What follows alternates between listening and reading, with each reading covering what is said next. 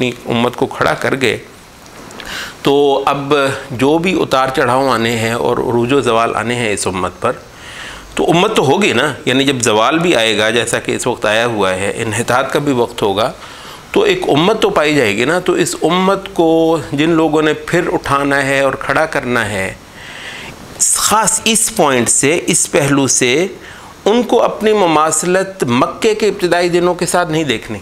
क्या ख्याल है? मक्के में मतलब है उम्मत थी ही नहीं, बिल्कुल नई एक उम्मत तामीर की जा रही है और 2, 3, 4 बंदे गैर मामूली किस्म के लोग वो इसके अंदर आते हैं। वो 4 बंदे तो जहाँ भी बच जाए, जहाँ छुप जाए, अगर छुपने ही की ज़रूरत पड़े, 4 बंदे, 6 बंदे, 8 बंदे, वो उठे जनाब सारे के सारे जाकर, वो या उनकी खासी बड़ी तादाद जाके हबशा में बैठ गई, तो पूरी उम्मत को आप कहाँ ले जाएंगे? तो उम्मत भारी भरकम एक चीज़ होती है। मूसा अलैहिस्सलाम को जो चैलेंज मिला था वो गैर मामूली चैलेंज है, इसमें कोई भी शक नहीं है, और रुआसा कर दिया था। मूसा अलैहिस्सलाम बहुत ज़बरदस्त शख्सियत के मालिक हैं। कदम कदम पर बनी इसराइल ने उनको मतलब है कि ख्वार करने में कसर नहीं छोड़ी। एक एक चीज़ में मतलब मूसा अलैहिस्सलाम जो है बेशुमार हसरतें लेके दुनिया से गए, बहुत कुछ करना चाह रहे थे, इस वजह से कि पीछे ऐसी कौम बैठी हुई है, मगर सब्र किया। नबी सल्लल्लाहु अलैहि वसल्लम ने फरमाया भी कि मूसा ने बहुत सब्र किया। तो ख़ास इस पॉइंट से क्या होगा कि ऑलरेडी एक भारी भरकम बर्रे आज़मों में फैली हुई है हमारी तो उम्मत, बर्रे आज़मों में फैली हुई एक उम्मत को लेकर चलने के हवाले से, जिनमें हर तबके के लोग हैं, हर दर्जे के ईमान के लोग मौजूद हैं।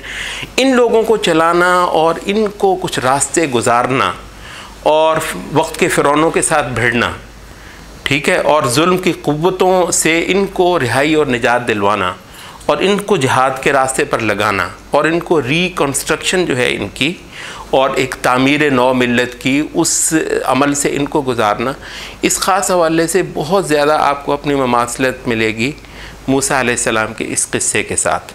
और ये वजह है कि मूसा अलैहिस्सलाम का ये क़िस्सा कुरान मजीद के अंदर बहुत ज़्यादा दोहरा कर आता है। अब लाज़मी बात है कि कुरान मजीद कोई ख़ास हिस्ट्री की किताब तो नहीं है कि वो महज एक हिस्ट्री का एक चैप्टर है, वो इतना ज़्यादा अस्तग़फ़िरुल्लाह माअल्लाह राइटर को पसंद है कि वो बार बार उसको जिक्र करता है, ऐसा नहीं है। बल्कि कुरान मजीद की कोई चीज़ ऐसी नहीं है जो हमारी ज़रूरत की ना हो, और हमारी ज़रूरत ही के बक़दर अगर एक चीज़ पर ज़ोर दिया जाता है, हत्ता कि अगर उसकी तकरार की जाती है मुख्तलिफ़ ज़ावियों से, तो वो दरअसल हमारी ही ज़रूरत के लिए। तो ये वजह है कि हमें